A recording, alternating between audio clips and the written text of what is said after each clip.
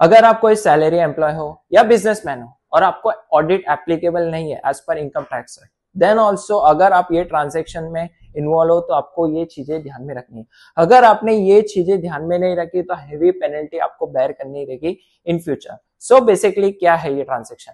My self CA पराग जैन। अगर आप कोई भी अंडर कंस्ट्रक्शन प्रॉपर्टी में एज अ कॉन्ट्रैक्टर को पेमेंट कर रहे हो या किसी प्रोफेशनल्स को पेमेंट कर रहे हो, पेमेंट की लिमिट है 50 lakhs और उसके अबो, तो आपको particular TDS applicable section 194M में डिडक्ट करना है।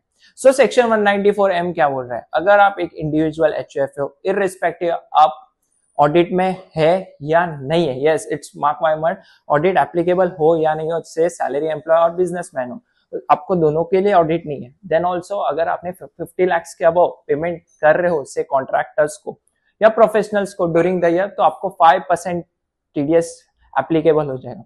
अगर आप भूल गए तो आपको फ्यूचर में पर्टिकुलर इंटरेस्ट पेनल्टी बेयर करनी चाहिए। सिंस एआईएस टीआईएस आ रहा है और जीएसटी भी इंटरलिंकिंग है और आपने ये आपकी लायबिलिटी है कि डिडक्ट करना, नहीं डिडक्ट किया तो फ्यूचर्स में आपको बेयर करनी पड़ेगी। फॉर न्यू कॉन्सेप्ट्स फॉलो कीजिए और इंस्टेंट नोटिफिकेशन हमारे चैनल्स को सब्सक्राइब कीजिए। Thank you.